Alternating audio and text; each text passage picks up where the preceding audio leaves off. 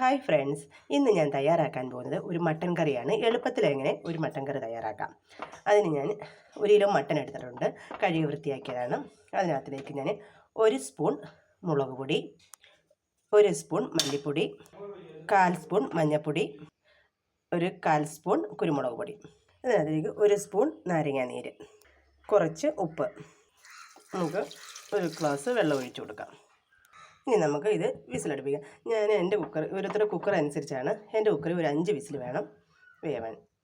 ഇനി നമുക്കിത് അടച്ചു വെച്ച് വേവിക്കാം. അടയ്ക്കുന്നതിന് മുമ്പ് നമുക്ക് 1 സ്പൂൺ ഇഞ്ചി വെളുത്തുള്ളി പേസ്റ്റ് കൂടി ഇട്ട് കൊടുക്കാം. ഇനി ഇതും കൂടെ നല്ലപോലെ അടച്ചു വെച്ച് വേവിക്കാം. നമ്മുടെ മട്ടൻ വേവുന്ന സമയം കൊണ്ട് നമുക്ക് മസാല റെഡിയാക്കാം. ആദ്യം 1 സ്പൂൺ വെളിച്ചെണ്ണ ഒഴിച്ചു. അതിനകത്തേക്ക് കുറച്ച് കടുകിട്ട് അതിനകത്തിലേക്ക് നമുക്ക് 1 സ്പൂൺ ഇഞ്ചി വെളുത്തുള്ളി പേസ്റ്റ് ഇട്ട് കൊടുക്കാം. ഇതിനകത്തേക്ക് ഞാൻ 250 ചെറിയ ഉള്ളിയാണ് ഇട്ട് കൊടുക്കുന്നത്. 250 ഗ്രാം ചെറുന്നുള്ളിയാണ്, ഗ്രാമാണ്, അല്ല 250 എണ്ണല്ല. പിന്നെ ഒരു 2 സവാള. ഇതാണ് ഈ ചെറിയ ഉള്ളി ചേർക്കുമ്പോഴാണ് മട്ടൻ കറിക്ക് നല്ല ടേസ്റ്റ് കൂടുതൽ.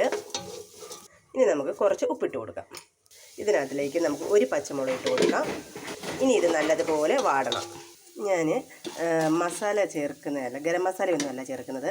ഞാനൊരു 6 വറ്റൽമുളക്, പെരുംജീരകം, കറുവപ്പട്ട, ഏലക്ക, ഗ്രാമ്പൂ എന്നിവയിട്ട് കുറച്ച് ഓരോ സ്പൂൺ എടുത്ത് നമുക്കിത് നല്ലപോലെ ഒന്ന് ചൂടാക്കിയെടുക്കണം. ഇതാണ് എൻ്റെ മട്ടൻ കറിയുടെ സ്പെഷ്യൽ ഐറ്റം.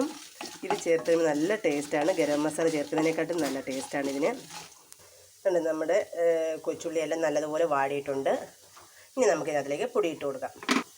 1 സ്പൂൺ മുളക് പൊടി, 1/4 സ്പൂൺ മഞ്ഞൾപ്പൊടി, 1 സ്പൂൺ മല്ലിപ്പൊടി.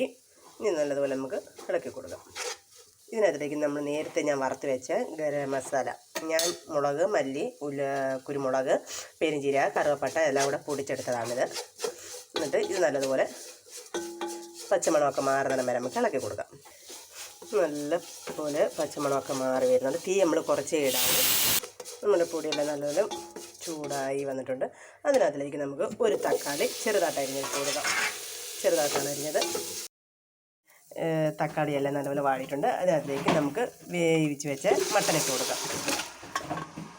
നല്ലതുപോലെ നമുക്ക് ഇളക്കി മിക്സ് ചെയ്ത് കൊടുക്കാം. മട്ടൻ നല്ലതുപോലെ വെന്തിട്ടുണ്ട്.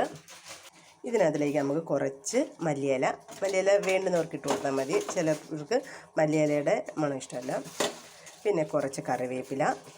ഇനി ഇത് നല്ലതുപോലെ ഒന്ന് മിക്സ് ചെയ്ത് കൊടുക്കാം. ഇനി നമുക്ക് തീ കുറച്ചിട്ട് ഒന്ന് അടച്ച് വെച്ച് വേവിക്കാം. അങ്ങനെ നമ്മുടെ മട്ടൻ കറി ഇവിടെ കുറുകി വന്നിട്ടുണ്ട്. കണ്ടോ, ഞാൻ ഇച്ചിരി ചാറോടുകൂടിയാണ് എടുക്കുന്നത്. ഇനി നമുക്ക് ഫ്ലെയിം ഓഫ് ചെയ്യാം. നമ്മുടെ മട്ടൻ കറി ഇവിടെ റെഡി ആയിട്ടുണ്ട്.